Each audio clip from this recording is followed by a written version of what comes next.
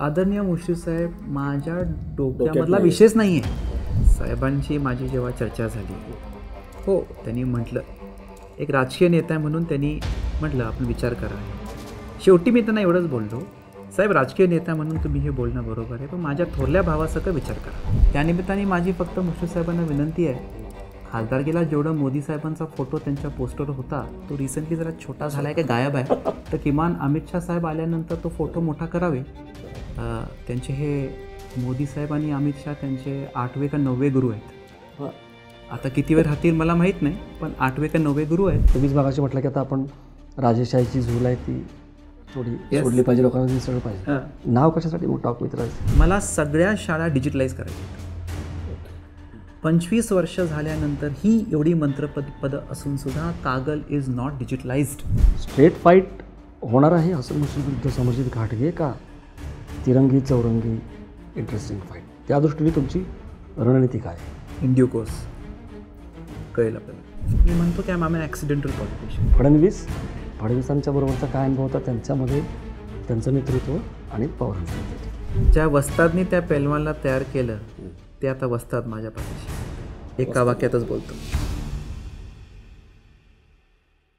नमस्कार, बोलबेडू चर्चामध्ये आपलं स्वागत. महाराष्ट्राच्या विधानसभेची रणधुमाळी जी आहे ती सुरू झालेली आहे. बिगुल जरी वाजला नसला तरी पडघम वाजायला सुरुवात झालेली आहे.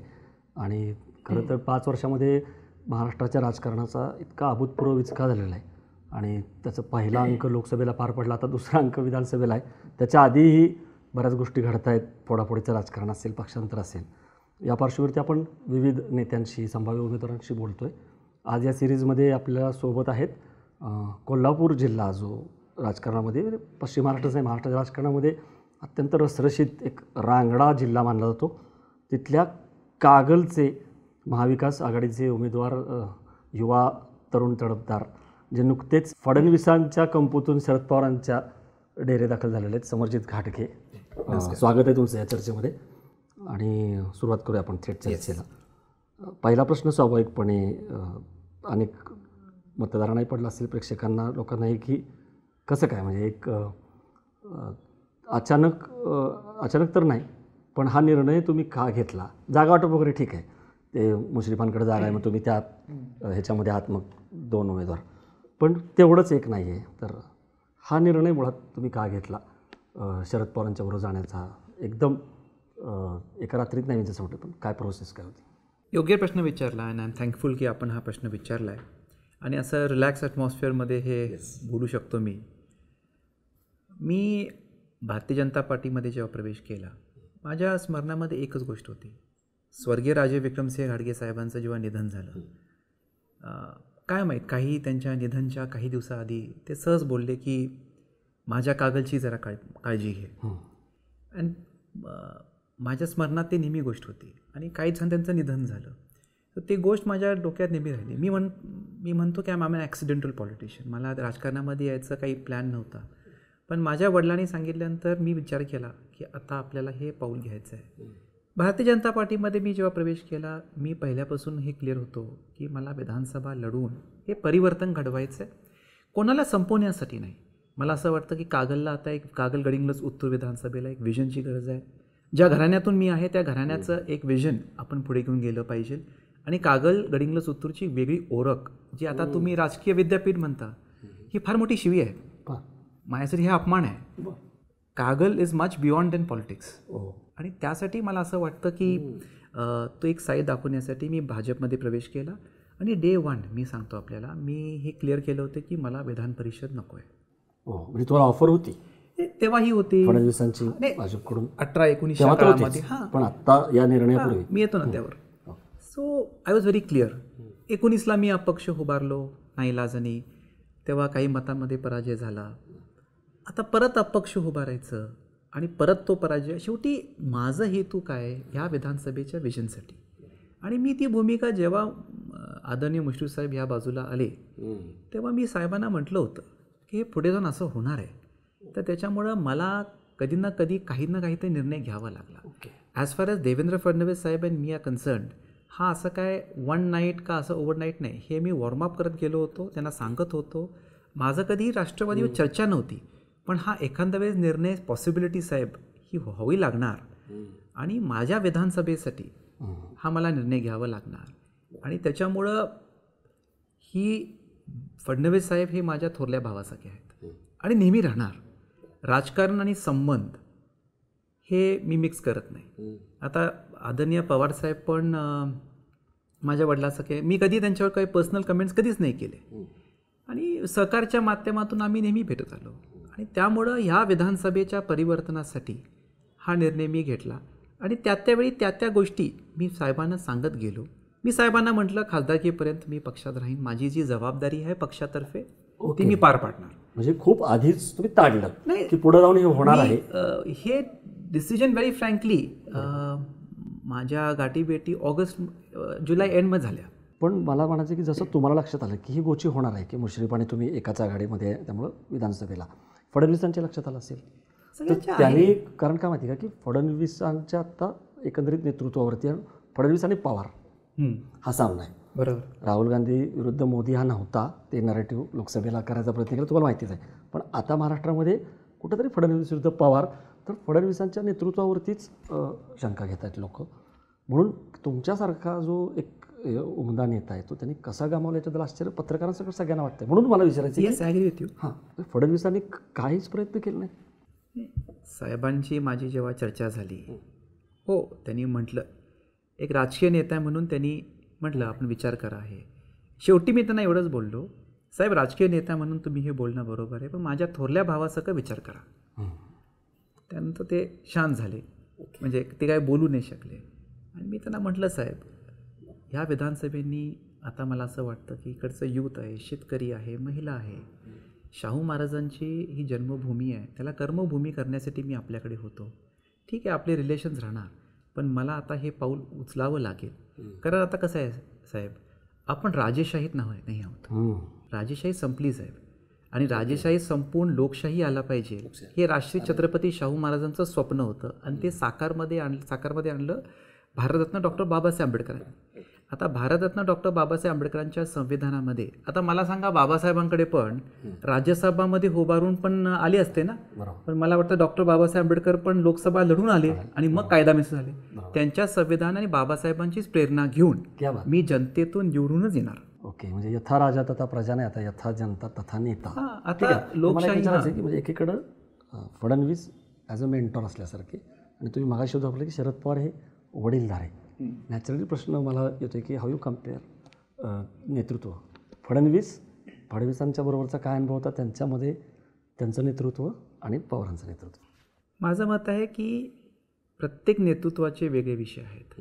मला जे काय फडणवीस साहेबांकडून शिकायला मिळालं ते संघटनात्मक गोष्टी मी शिकलो, पण ओव्हरऑल आता आदरणीय शरदचंद्र पवार साहेबांच्या नेतृत्वाखाली आणि आदरणीय शरदचंद्र पवारांचा उल्लेख केला तर एक मी पवारसाहेबांचं नेहमी कौतुक माझ्या वडिलांच्या काळापासून केले की माणसांचं विजन आणि राजकारणामध्ये कमबॅक कसा करायचा.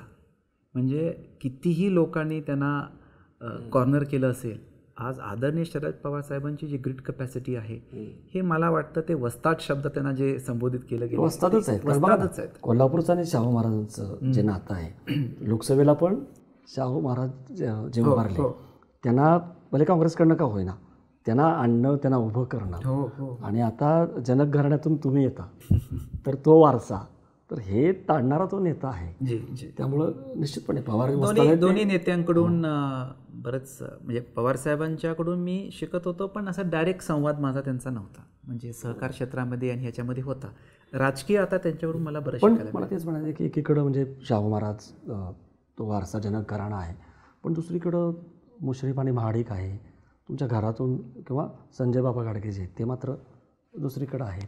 तर हे जे बदललेलं आहे मोहरे, त्याच्याकडे तुम्ही कसं बघताय? म्हणजे तुम्हाला असं वाटतंय का तुम्हाला उद्धव ठाकरे आणि शरद पवार यांची पण साथ मिळणार आहे?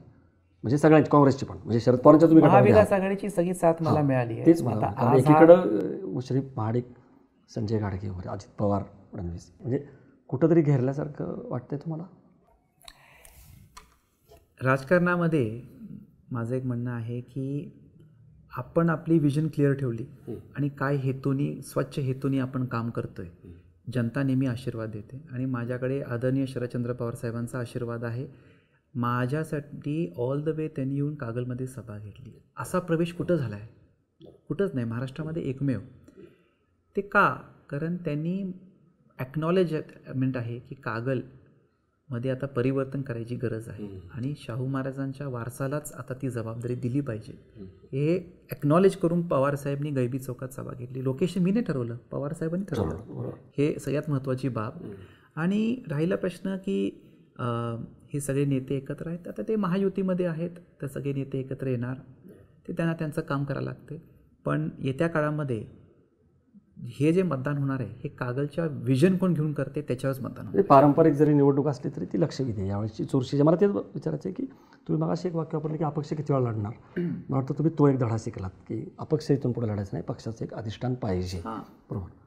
काय काय आणखीन बदललं आहे? तुम्ही अपक्ष लढणार नाही आहात, तुम्हाला आता एक पक्ष आहे, एक आघाडी आहे, एक पवारांसारखं नेतृत्व आहे. हे एक झालं. कमळ नाही आहे, तुम्ही आता तुतारी हातात धरलेली आहे. बरोबर. मला कधी कमळ EVM मशीनवर मिळालंच नाही ना. बरोबर. तुम्हाला कधीच नाही. मागच्या वेळी मला कब्बशी घ्यावी लागली. पहिल्यांदाच तुतारी आता म्हणजे वाजल की नाही माहीत नाही आपल्याला. पण मला ते म्हणायचं की काय बदललं आहे, अजून काय काय बदल झाला आहे? म्हणजे आधीची निवडणूक जे तुम्ही म्हणालात आणि आताची निवडणूक याच्यामध्ये अजून तुम्हाला काय काय बदल? ते मागच्या वेळी ऐनवेळी गोष्टी झाल्या. ऐनवेळी मला तिकीट नाही मिळालं, त्याच्यामध्ये मला वेळ कमी मिळाला. 7 ऑक्टोबरपर्यंत चिन्ह मला मिळालं नाही, त्याच्यामध्ये बराच वेळ गेला. आणि विरोधकांनी आघाडीमध्ये प्रचारामध्ये आघाडी घेतली आणि एक परसेप्शन तयार झालं, 3 वे फाईट आहे, एक अपक्ष निवडून येत नाही.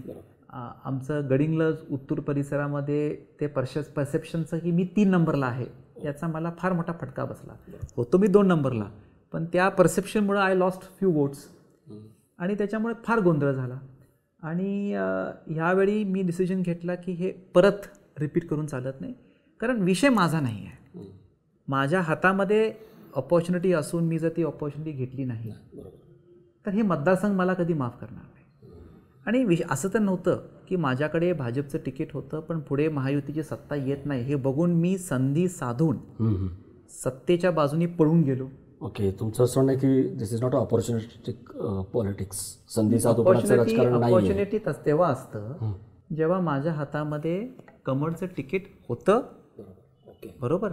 जसं कागलमध्ये काही लोकांच्या हातामध्ये होतं आणि मग मी बघितलं की आता पुढे जाऊन ही सत्ता येत नाही किंवा कायद्याची काही कारवाई माझ्यावर होणार आहे ह्या भीतीपोटी मी पळून जाऊन डायरेक्ट पवारसाहेबांच्या सिल्वर ओक बंगल्यावर गेलो.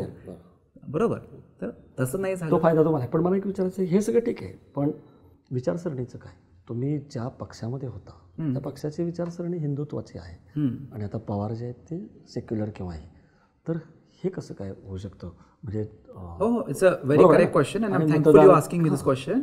आपण माझे सगळे स्पीचेस बघितले तर मी नेहमी पुरोगामी विचार आणि पुरोगामी स्पीचेस केलेत. आपण जर माझी भाषणं बघितली तर, आणि तो शाहू महाराजांचा वारसा मी नेहमी पाळला आहे. मी नेहमी एक शब्द वापरला आहे की मला स्वयंघोषित पुरोगामी हे जे एक टर्म मी वापरली अँड दॅट वॉज कुठल्या नेतृत्वाला नाही. कागलमध्ये सोयीस्कर पुरोगामी जसं वापरलं जातं मी त्याच्यावर नेहमी आक्षेप घेतला आहे. बरोबर. की खरं पुरोगामी जे विचार असतात, आपण कुठल्या पार्टीत आहोतपेक्षा आपण काय धोरण दाखवतो विचारात कृतीतून दिसली पाहिजे हे घेऊन आपण बोललं पाहिजे. आणि त्याच्यामुळं पुरोगामी विचार माझ्या रक्तात आहेत, शाहू महाराजांचे विचारांचे वारसा म्हणून. म्हणजे मी आपल्याला सांगतो, आमच्या घराण्यामध्ये जेव्हा माझ्या आजोबांचा पुतळा कागल सिटीमध्ये बांधायचा ठराव नगरपालिकेला केला तेव्हा माझ्या वडिलांनी विरोध केला. म्हटलं की आजोबांचा पुतळा लावू नका, माझ्या वडिलांचा ते सिटी बाहेर लावा, भारतरत्न डॉक्टर बाबासाहेब आंबेडकरांचा पुतळा बसवा. कागल नगरपालिकेमध्ये एका काळी जेव्हा ओपन असून सुद्धा एका चर्मकार समाज SC कम्युनिटीच्या माणसांना स्वर्गीय शिवाजी गाडीकरांना नगराध्यक्ष करणं ओपनच्या जागेवर हे माझ्या वडिलांनी केलं आणि ते आमच्या रक्तामध्ये आहे. त्यामुळे तुम्ही म्हणता तुम्ही पुरोगामीपणाचा वारसा पण आहे आणि तुमची पुरोगामी विचार. तुम्ही भारतीय जनता पार्टीमध्ये स्पीच इंटरेस्टिंग आहे आता की जे आता लढत होते, कारण मुश्रीफ पण स्वतःला पुरोगामी मानतात. हो. आणि त्यामुळं आणि दोघंही सेक्युलर, तर हे एक फार इंटरेस्टिंग फाईट आहे. तर जो प्रतिस्पर्धी असतो तो तसा नाही म्हटलं तरी ताकदवान आहे, प्रचंड ताकदवर आहे, 100%. कारण ते निवडून आलेले आहेत, ते मंत्री आहेत, हो त्यांचे काही कच्चे दुवे असतील. तर आणि आता विचाराचा प्रश्न हा मगाशी मुद्दाम की मी अल्पसंख्य आहे आणि मग अल्पसंख्यांच्या पाठीमागं का लागलेत पवार साहेब, असं पण त्यांनी एक टेप सुरू केलेली आहे. तुम्ही कसं बघताय प्रतिस्पर्ध्याच्या रणनीतीकडं? पैलवान आहे, कुस्तीच आहे ही, फक्त आखाडा जो आहे तो वेगळा आहे, राजकीय आखाडा आहे. ज्या वस्तादनी त्या पैलवानला तयार केलं ते आता वस्ताद माझ्या पाठीशी आहेत. एका वाक्यातच बोलतो. ओके, वस्तादच बदललेला आहे. नाही, ज्या वस्तादनी त्यांना नाही पण कारण फडणवीस आणि हे समोर कोण आहे पैलवान अशी जी भाषा झाली होती. नाही, मला त्या विषयावर काही बोलायचं नाही. आता ज्या वस्तादनी त्यांना तयार केलं ते वस्ताद तुमच्यासोबत, आता ते वस्ताद माझ्यासोबत आहे. एक असा काही तर मेसेज जाण्याचा प्रयत्न केला की आदरणीय शरदचंद्र पवार साहेबांचं काही अस्तित्वच नाही आहे. जे काय कागलमध्ये माझाच गट आहे, जे काय मी निर्माण केलं मीच केलं, त्याच्यामुळे मी कुठं पण गेलो तर सगळा गट्टा मतदान माझा जो आहे. म्हणजे मागच्या वेळी जे 1,16,000 मतदान त्यांना पडलं की 1,00,000च्या वर त्यांना मतदान पडते, त्याच्यामध्ये पवारसाहेबांचा काहीच रोल नाही. असं मी निर्णय घेतल्यानंतर काही होऊ दे, काही फरक पडत नाही. आणि त्याचाच पुरावा की ठीक आहे, आपण राजकारणामध्ये वेगळे वेगळे राजकीय निर्णय घेतो, मीही घेतला आहे, बरोबर, पण ज्या माणसाने तुम्हाला घडवलं त्याला या उत्तरतव्यामध्ये डिसरिस्पेक्टफुली बोलणं. एक समजून घ्या, एका अल्पसंख्याक माणसाच्या मागे का लागलेत. ठीक आहे, त्यांचं काय त्याच्यामध्ये पॉलिटिकल मूव्ह असेल, बट तुम्ही पवार साहेबांना इन्सल्ट किती केलं. मी 8 वर्ष भारतीय जनता पार्टीमध्ये होतो. Nobody in BJP accuse Pawar साहेब ऑफ कम्युनल. तुम्ही त्यांना जातीवादी म्हणताय. म्हणजे पहिलं तुम्ही त्यांना सोडून गेला तर गेला आणि नंतर तुम्ही त्यांनाच म्हणताय की आणि शब्द वापरला. मला असं वाटतं की कागलची जनता जी आहे ती हे लक्षात ठेवेल आणि उत्तर देईल. अमित शहा येतात इंटरेस्टिंगली. बघा, जसं तुम्ही म्हणाले की स्वतः शरद पवार आले, तुमचा प्रवेश एकदम दमदार झाला. आता 24 तारखेला राज्याच्या दौऱ्यावरती अमित शहा येत आहेत. हो, ते तुमच्या मतदारसंघामध्ये पण येत आहेत. Very interesting. कसं बघताय तुम्ही? अमित शहा कोल्हापूरचे जावई पण आहेत. हो, आणि ते तर एकदम ज्वलंत हिंदुत्वाचा मला वाटतं ते 1100 खाटांच्या कोल्हापूरला येत आहेत. हा, पण त्यानिमित्ताने होणार ना चर्चा कागल. हो, मी आदरणीय मुश्रीफ साहेबांचा मनापासून आभार व्यक्त करतो की ते अमित शहा साहेबांना घेऊन येत आहेत. ह्याच्या पलीकडे काही मी बोलत नाही. मला वाटतं ते आले याच्यामुळं फार मोठा मेसेज जाईल. आणि त्यानिमित्ताने माझी फक्त मुश्रीफ साहेबांना विनंती आहे की खासदारकीला जेवढं मोदी साहेबांचा फोटो त्यांच्या पोस्टरवर होता तो रिसेंटली जरा छोटा झाला आहे, काय गायब आहे, तर किमान अमित शहा साहेब आल्यानंतर तो फोटो मोठा करावे. त्यांचे हे मोदी साहेब आणि अमित शहा त्यांचे 8वे का 9वे गुरु आहेत. आता किती वेळ राहतील मला माहीत नाही, पण 8वे का 9वे गुरु आहेत. तर अमित शहा साहेब येत आहेत तर चांगली गोष्ट आहे, स्वागत आहे त्यांचं. कमिंग बॅक टू, तुम्ही फार महत्त्वाचं मगाशी बोललात की मला कोणाला तरी हरवण्यासाठी किंवा काहीतरी करण्यासाठी नाही, मला माझं एक व्हिजन आहे मतदारसंघासाठी. तुमचे वडील जे बोलले होते, मला त्याच्याकडे यायचं आता. नेमकं व्हिजन काय? तुम्हाला लोकांनी का निवडून द्यावं, का तुम्हाला आमदार करावं, तुम्ही आमदार झाल्यानंतर काय करणार आहात, कागलचं कायापालट किंवा परिवर्तन काय आहे तुमचं व्हिजन डॉक्युमेंट? शाहू महाराजांची ही जन्मभूमी आहे आणि मला ज्या गोष्टींसाठी शाहू महाराजांनी काम केलं आणि त्यांच्या घराण्यामध्ये पिराजीराव महाराज, बाळ महाराज, स्वर्गीय राजे विक्रमसिंह घाडगे साहेब, 4 ते 5 मेन सेक्टर्स त्याच्यामध्ये कागलमध्ये काम केलं पाहिजे. पहिला गोष्ट आहे आरोग्य. मी तुम्हाला सांगतो की कागलमध्ये आता आपले जेवढे काय आरोग्य केंद्र आहेत, PHC सेंटर आहेत, यांच्यामध्ये आज ही 20-25 वर्षाच्या कालखंडामध्ये they are not fully equipped. सामान्य माणूस जातो कुठं? या PHC सेंटर्सना जातो, सरकारी रुग्णालय. येस, ह्या रुग्णालयांना आज आपल्या कागलमध्ये डायलिसिस सेंटर नाही आहे. आजही आपण मंत्री महोदयांचं मनोगत ऐकलं तर 25 वर्षानंतर तेही म्हणतात की मी ऑपरेशनला लोकांना पुणा मुंबईला घेऊन जातो. त्याच्यात खातं पण आता तेच आहे, वैद्यकीय. पुणा मुंबईला घेऊन जातो म्हणजे अर्थ की अजून Kagal is not medically equipped. बरोबर आहे. आपल्याला पुढच्या 5 वर्षामध्ये नीट फंड्स आणून, फार त्याला मोठे फंड्स लागत नाही आहेत, नीट फंड्स आणून हे प्रत्येक आरोग्य केंद्र आपण इक्विप केलं पाहिजे. कागल विधानसभेमध्ये प्रॉपर हॉस्पिटल्समध्ये लेडीज टॉयलेट चांगल्या कंडिशनमध्ये नाही आहेत. मी जेव्हा DPTCचा सदस्य झालो, मला अभिमान आहे की माझ्या DPTC मधले पहिले 4 लाख रुपये आत्याच्या आरोग्य केंद्रामध्ये महिला टॉयलेट बांधण्यामध्ये. एक मॅच्युअर्डली मी विषय बोलू साहेब आपल्याला, त्या महिलाच्या त्या महिन्याच्या त्या 4 दिवसामध्ये ती महिला त्या आरोग्य केंद्रामध्ये कसं बाथरूमला जात असेल, तर इथून सुरुवात करायची आहे. हे सगळे आरोग्य केंद्र आपण जर नीट इक्विप केले तर मला वाटतं की आपल्या लोकांना सोय होईल. जी पेशंट्स प्रवासामध्ये त्यांची मृत्यू होते तो कोल्हापूर, ही नाही व्हायला पाहिजे. त्याच्याबरोबर प्रत्येक आरोग्य केंद्रामध्ये एक महिलांच्या कर्करोगचं कन्सल्टेशन रूम नसेल तर will do a private public partnership आणि आउटसोर्स करू. लागले तर माझ्या फाउंडेशनमधून मी मदत करीन. एक मी बोलू साहेब, we must talk on breast cancer. नाही बोलत आपण.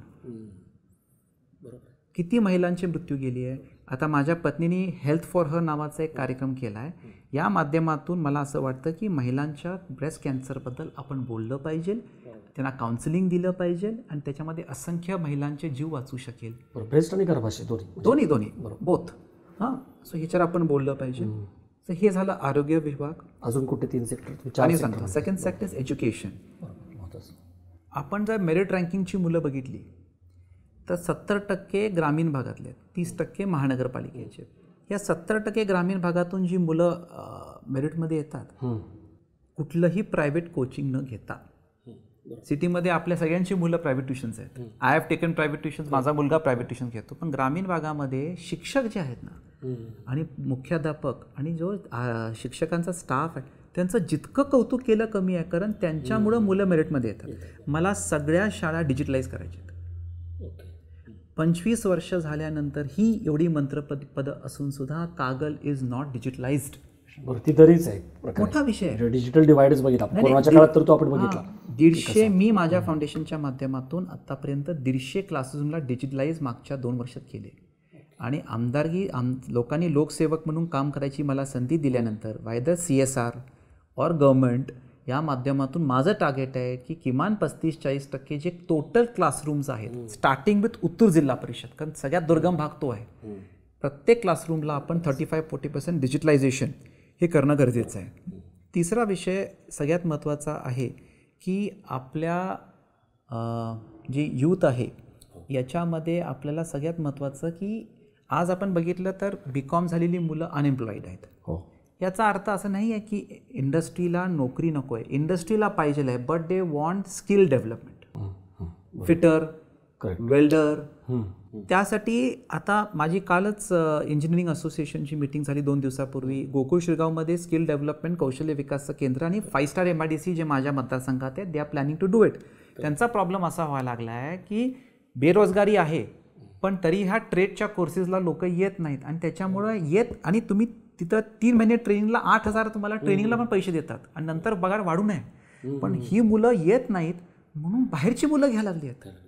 सो किती नुकसान व्हायला लागले.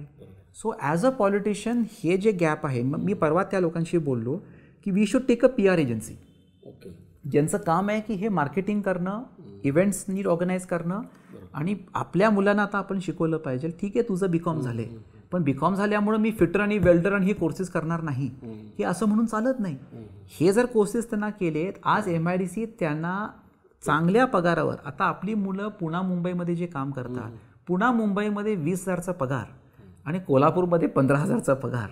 कोल्हापूरला बरं आहे. ब्रेन ड्रेन जे होते, आता बेकरी इंडस्ट्री फार मोठी वाढायला लागली. मला बेकरी असोसिएशनची लोक भेटली, ते म्हणले आमच्याकडे बेकरीमध्ये टेक्निकल लोक जी आहेत ना ती आम्हाला मिळतच नाही आहेत. आम्ही बाहेरची मुलं आणतोय, आम्ही UP बिहारची मुलं आणायला लागलोय, आम्हाला कोल्हापूरची पाहिजे. सो हे ट्रेड्स पण बेकरीमधले आपण जर स्किल डेव्हलपमेंटमध्ये आणले, bakery industry is growing at the rate of 27% every year. कोल्हापूरचं बोलतोय मी. सो तिथं हे आपण जर हे गॅप मर्ज करू शकलो ॲज अ पॉलिटिशियन. शिक्षण आणि रोजगार याची तुम्ही सांगत येस, हे सगळ्यात महत्त्वाचं. आरोग्य म्हटलं, शिक्षण, रोजगार. तुमचा अजून मी असं ऐकलं की टॉक टू राजे, टॉक विथ राजे. हां, टॉक विथ राजे. तर ते काय आहे, ते कोणाशी बोलताय आणि तो काय कार्यक्रम आहे? आणि फक्त एक मला नाव खटकलं, कारण तुम्हीच मागाशी म्हटलं की आता आपण राजेशाहीची झूल आहे ती सोडली पाहिजे, लोकांना मिसळलं पाहिजे. नाव कशासाठी टॉक विथ राजे? ते खाली एक सूचना आली की आम्हाला तुम्हाला राजे संबोधित करायचं आहे. मी टॉक विथ समर्जितच केलं होतं, पण खालून त्या लोकांचं एक आलं. एक आहे राजेशाही माझ्या नावामध्ये राजे हा शब्द आहे कारण लोकल आदरापोटी वापरतात. पण आज राजेंना राजे शब्द असलेल्या माणसांनाही आज लोकांची सेवा करायची असेल तर भारतरत्न डॉक्टर बाबासाहेब आंबेडकरांच्या संविधानातून निवडून आलं पाहिजे. हे संविधानाचं महत्त्व आहे. ठीक आहे. पण तर तो काय कार्यक्रम आहे नेमका?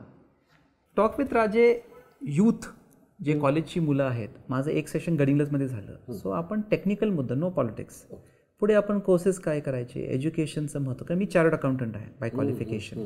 सो पुढे काय केलं पाहिजे, पुढे मग ते नोकरी असेल, व्यवसाय असेल. मी हे का बोलतो, कारण मी माझ्या बँक जे राजे विक्रमसिंग घाडगे बँक आहे, आम्ही आतापर्यंत अण्णासाहेब पाटीलचे 150 कोटीच्या वर कर्ज दिलेत. Okay. We are the highest in Maharashtra. So त्यांना मी तिथं प्रबोधन करत होतो की तुम्ही बिझनेसमध्ये पण उतरा. आता आम्ही MSMEवर पण टाईप करायला लागलो आहे, त्याच्या माध्यमातून मोठ्या प्रमाणात आपण कर्ज करू. आणि टॉक विथ राजेमध्ये एक सगळ्यात महत्त्वाचा मुद्दा जो मला बोलायचा आहे की ॲज अ पॉलिटिशियन फार कमी यूथ पॉलिटिशियन बोलतात. आजच्या युवकांना जे स्ट्रेस लेवल वाढले, डिप्रेशन, स्ट्रेस, ह्या गोष्टीवर मला वाटतं की आपण ॲज पॉलिटिशियन इन्व्हेस्ट केलं पाहिजे. दुर्दैवी योगायोग आहे पुण्यामध्ये घटना घडली. तुम्ही CA आहात. होय. एक CA तरुणीच म्हणजे तिच्या कुटुंबियाने आरोप केला आहे की ती स्ट्रेसमुळं, अति कामामुळं तिचा जीव गेलेला आहे. तर हा मेंटल हेल्थ आय थिंक काय झालं आहे, मी आता माझं बोलतो, आमचं जनरेशन जे आहे ना, आपण काय झालं आहे की इतकं इतिहास आणि भविष्यात अडकलो आहे. आपण आत्ता enjoy, I am enjoying having interview with you today. I am enjoying this very moment. हां, आणि भविष्यात काय होणार आणि इतिहासात काय होणार ह्याच्यामध्ये मीही अडकलो होतो, मीही त्याचा विक्टिम होतो.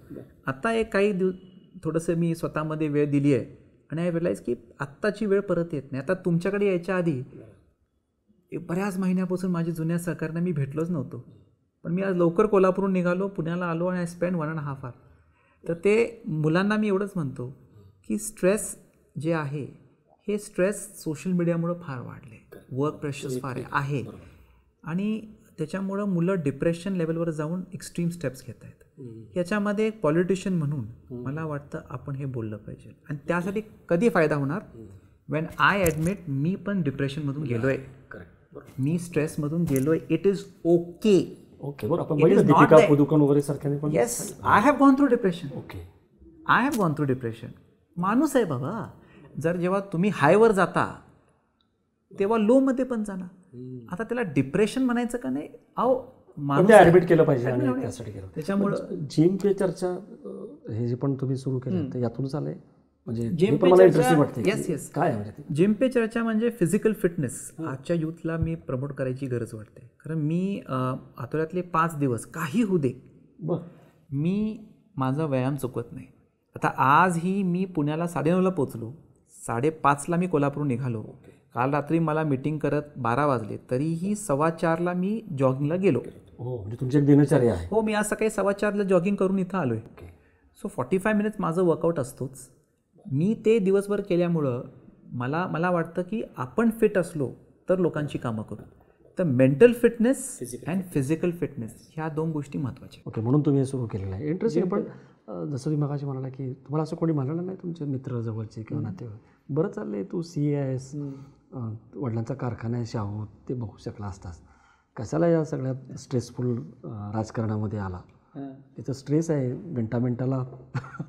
अशा आपण अनौपचारिकपणे गप्पा मारतो तेव्हा स्टॅबिंग कुठून होईल, कोण कुठं खरेदी, म्हणजे जोक्स अपार्ट. पण हे इतकं एखाद्या, कारण राजकारण हा शेवटी 24 hour आणि शरद पवार आपण ज्यांच्याकडे बघतो 24 hour बिझनेस आहे तो काय असा 10 ते 5, 10 ते 6 नाही आहे.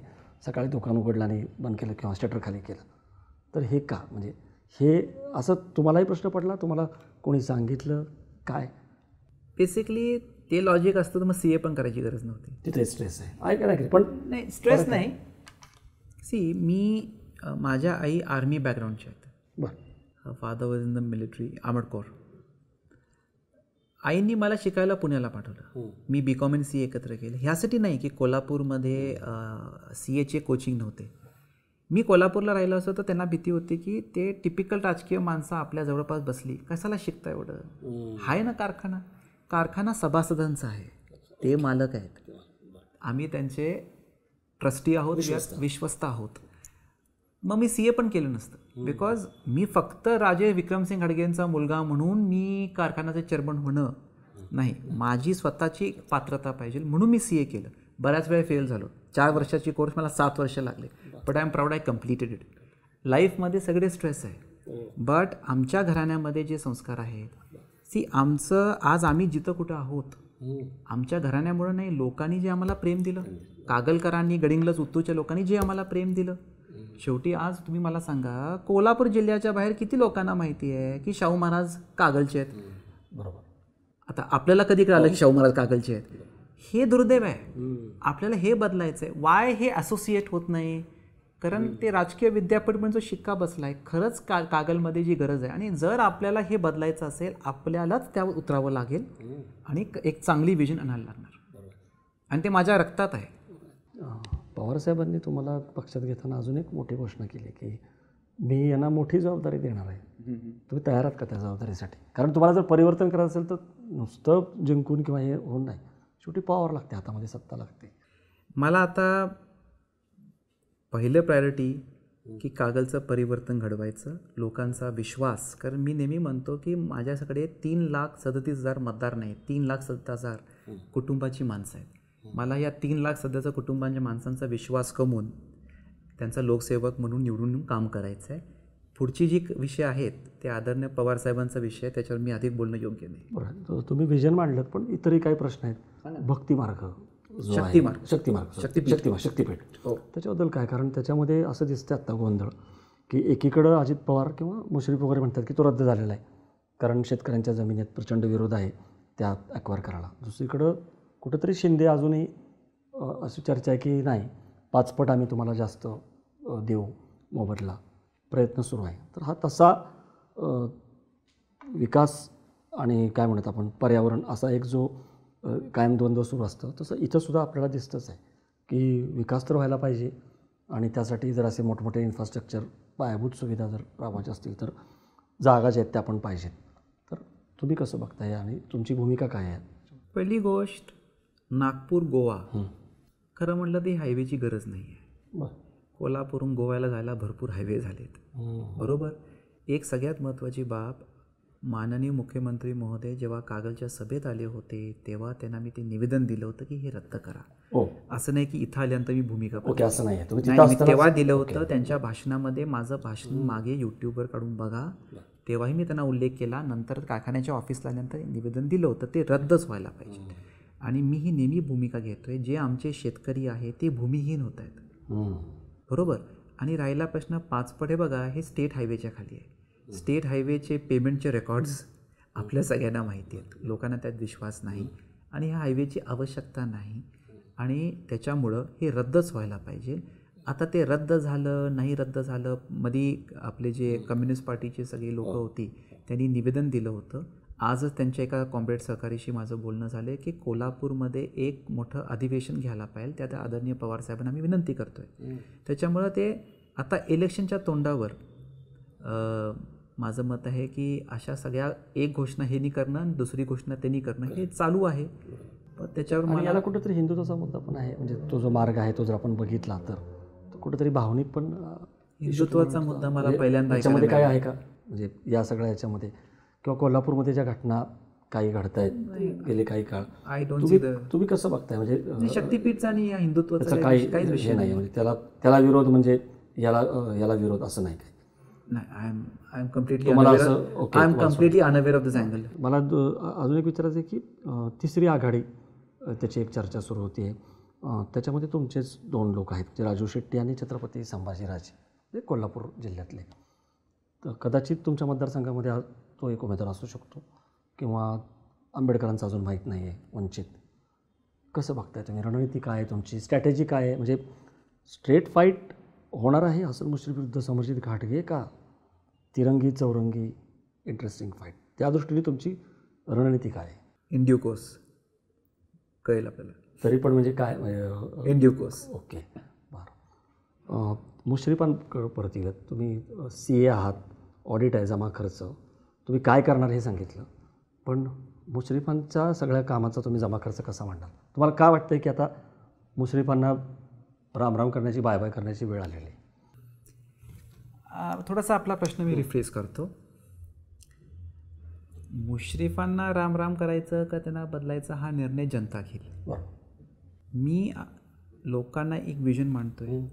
मी लोकांना सांगतोय कोणाला आपण 25 वर्ष सत्ता दिली, त्या 25 वर्षापैकून 18 ते 19 वर्ष मंत्रिपदं जी आदरणीय शरदचंद्र पवार साहेबांमुळेच मिळाली. बरोबर. तो मुद्दा तुम्ही मांडला. नाही, मला आवर्जून परत आठवण करून द्यायचं गरज वाटली. ओके. तर या गोष्टींचा मी जे सेक्टर्स मगाशी बोललो, तर ह्या सेक्टर्समध्ये ही बेसिक डेव्हलपमेंट व्हायला पाहिजे होती. आणि आत्ता ही पहिली इलेक्शन आहे जेव्हा कागलमध्ये विजनच्या मुद्द्यावर, ही इलेक्शन समरजी घाडगे वर्सेस हसन मुश्रीफ नाही आहे. ही इलेक्शन आहे की कागलचं परिवर्तन, कागलचं सुराज्य आणि कागलच्या जनतेने आपला कोंडाणा परत घ्यायचा आणि स्वतःचं डेव्हलपमेंट करण्यासाठी एकदा ही संधी द्यायची, आणि त्यासाठी निमित्त मी आहे. सो मुश्रीफना पाडायचं का रामराम करायचं हा जनता निर्णय घेईल. बरोबर. पण जे 25 वर्षामध्ये कार्य झाले हे लोकांसमोर आहे, लोक बघतात. आणि माझं मत आहे की जे 1000 बेडचं हॉस्पिटलसाठी माननीय अमित शाह साहेब येत आहेत, मला वाटतं हे मला आवडलं असतं की एवढं मोठं हॉस्पिटल कागलला झालं असतं तर that would have been better. तुम्ही ठीक आहे, तुम्ही स्ट्रॅटेजी म्हणून तुम्ही सांगताय की माझा उद्देश जो आहे तो विकास करणं आहे, हे करणं आहे, मुश्रीफला हरवणं नाही. बरोबर आहे. पण दुसरीकडनं मुश्रीफ तुमचं ते अटॅक करतात. I B complete. स्ट्रॅटेजी नाही आहे. ओके. मी म्हटलं की conscience, my conscience is clear. Okay. Hasan Mushrif, आदरणीय मुश्रीफ साहेब माझ्या डोक्यामधला विषयच नाही आहे. त्यांना मी असं कमी समजतो असं नाही. तुम्ही त्यांच्या डोक्यात आहात मात्र असं वाटतंय, म्हणजे त्यांच्या स्टेटमेंटवरून असं वाटतं की तुम्ही त्यांच्या डोक्यात आहात. माझ्यावर त्यांचं फार प्रेम आहे त्याच्यामुळं असते. कारण का की जो सायबर फ्रॉड झाला त्याच्यामध्ये तुमच्या पत्नीवरती पण म्हणजे चर्चा झाली, तर तेच म्हणायचं की हे आरोप होत आहेत, हे अटॅक होत आहेत. काय आहे की जेव्हा राजकारणामध्ये आपण आहोत, भारतरत्न डॉक्टर बाबासाहेबांच्या आंबेडकरांच्या संविधानामध्ये प्रत्येकाला आपलं मत मांडायला अधिकार आहे.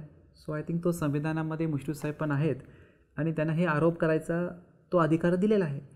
विषय असा आहे की आपण जेव्हा आरोप करतो तेव्हा पर्सनल लेवलवर किती जायचं आणि एका महिलांवर किती बोलायचं, विषय माझ्या बायकोचा नाही. ओके. तो जो फ्रॉड झाला त्या फ्रॉडबद्दल आम्हाला 2 ऑप्शन्स होते. गप राहून बसायचं, पण माझ्या बायकोनी धाडस दाखवलं की नाही मी केस करणार. मी म्हटलं बातमी मीडियामध्ये येणार, येऊ दे, माझ्याकडून चूक झाली. बरोबर. आणि बाकीच्या लोकांवर हे होऊ नये यासाठी जोपर्यंत मी I don't stick my neck out.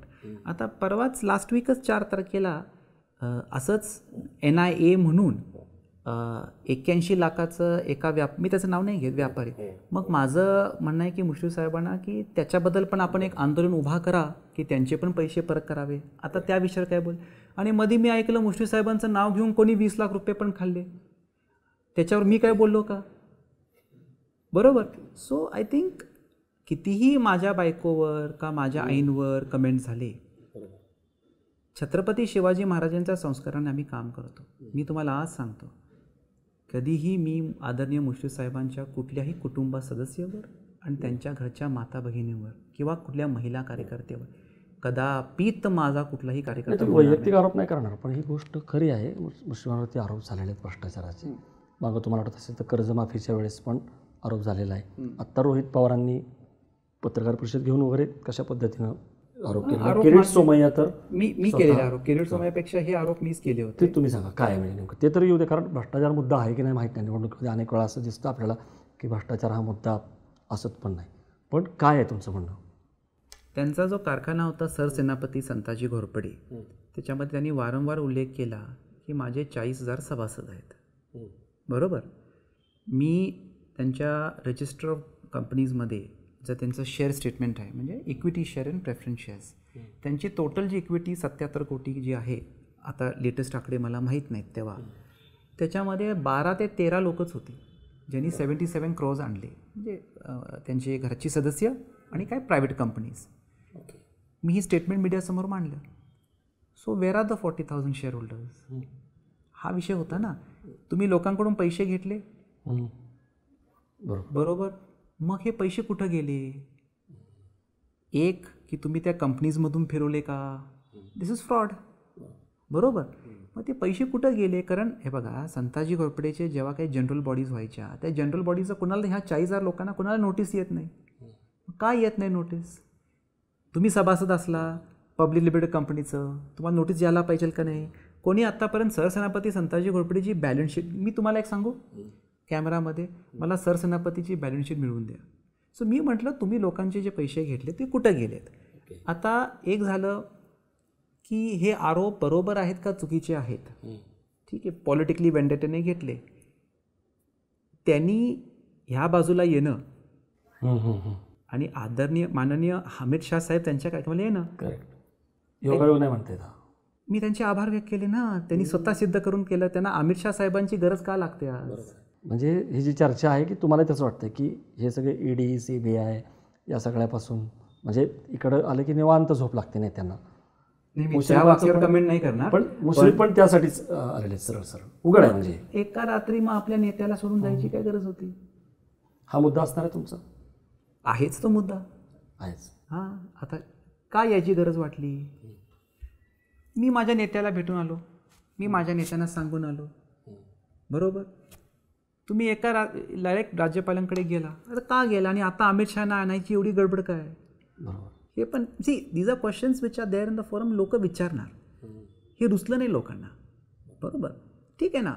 पण किती लोक, म्हणजे स्वर्गीय शामराव भिवाजी पाटीलपासून, स्वर्गीय राजे साहेबांपासून, स्वर्गीय मंडलिक साहेबांपासून, कोपेकर साहेबांपासून, खुद्द शरद पवार साहेबांपासून, बरोबर. किती वेळा करणार? शेवटी मला विचारायचं, तुम्ही फार विचारपूर्वक राजकारणामध्ये आलेला आहात. म्हणजे तुमच्याशी गप्पा मारताना मला आता दिसतं आहे विजन आहे ठेवून. पण लॉंग टर्म, शॉर्ट टर्म आणि लॉंग टर्म, आता एक शॉर्ट टर्म असू शकतं की निवडणूक आहे त्याच्यामध्ये विजय मिळवायचा आहे, एक करायचं आहे काम आपल्याला. तर लॉंग टर्म विजन तुम्ही काय ठेवलं? तुम्ही किती ॲम्बिशियस आहात? विजन 2034 हे एक विजन डॉक्युमेंट मी तयार केलं आहे. माझ्या ग्रुपमधल्या प्रत्येक संस्थेचं मी विजन 2034 हे मी केलेलं आहे. कागलचं विजन 2034 इज की आपल्या कागल विधानसभेमध्ये एक असं इकोसिस्टम तयार व्हायला पाहिजे की आम्ही कुठलीच गोष्ट कोल्हापूरून घेत नाही. It is all within Kagal. आणि त्याच्यामध्ये सगळ्यात महत्त्वाचं जे आपली MIDC आहे, that should get fully developed. MIDCमध्ये 4-5 मोठ्या कंपन्या येणार होत्या, त्या थांबल्या. अगेन त्या पॉलिटिक्समध्ये जात नाही. येत्या काळामध्ये CA म्हणून त्या कंपनीज तिथं आणणं, आणि सगळ्यात महत्त्वाचं की त्याच्यामुळं जे ॲन्सिलरी बिझनेसेस डेव्हलप होणार.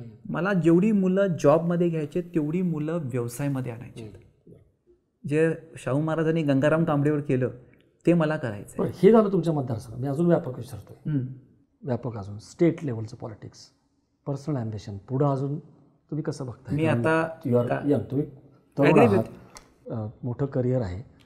जयंत पाटील, रोहित पवार, सुप्रिया सुळे, म्हणजे ज्या, किंवा फडणवीस पण, म्हणजे तुम्ही या सगळ्या तरुणांच्या फळीमधले आहात. म्हणून मला विचारायचं आहे की तुम्ही अजून, तुम्हाला माझं काय असं इंटरव्ह्यू आवडला नाही का? नाही आवडला ना? आवडलं. मग तुम्ही मला परत बोलवा, मी आणि बोलीन त्याच्यावर. तरी पण एक म्हणतो ना आपण, इन ड्यू कोर्स काय आहेत, इन ड्यू कोर्स. मला वाटतं पहिलं माझा कोंढाणा मला जिंकू द्या, आणि जिंकल्यानंतर मी अधिक मग स्टेट लेवल बाकीचे जे विषय आहेत मी आणि पुढे मांडत जाईन. आता मला माझा विधानसभा पहिला काढू. ठीक आहे, सगळेच पत्ते तुम्ही काही अजून खोलायला तयार नाही आहे. पण समर्जित, खूप धन्यवाद. तुम्ही अत्यंत रिलॅक्स मूडमध्ये, अत्यंत मोकळेपणाने तुम्ही बोललात. तुम्ही सगळ्या प्रश्नांना उत्तरं दिलीत. आणि तुम्ही जे वाक्य वापरले की वस्ताद, बरोबर आहे. तुम्ही ते आता वस्तादाच्या तालमीमध्ये आलेला आहात. ठीक आहे, हरकत नाही, आपण बघूयात. पण लक्षवेधी निवडणूक असेल, पारंपरिक, जसं मी आधी सुरुवातीला म्हटलं की महाराष्ट्रामध्ये ज्या लक्षवेधी निवडणुका होणार आहेत त्यातली ही एक असणार आहे. मुश्रीफ विरुद्ध घाडगे, समरजित घाडगे विरुद्ध हसन मुश्रीफ, या निवडणुकीवरती आपलं लक्ष असेल. बघूयात, घोडा मैदान जवळच आहे. ही मुलाखत तुम्हाला कशी वाटली? तुम्ही तुमच्या प्रतिक्रिया ज्या आहेत त्या कमेंट बॉक्समध्ये तुम्ही नक्की कळवा. आणि अशाच मुलाखतींसाठी बघत राहा बोलबिड.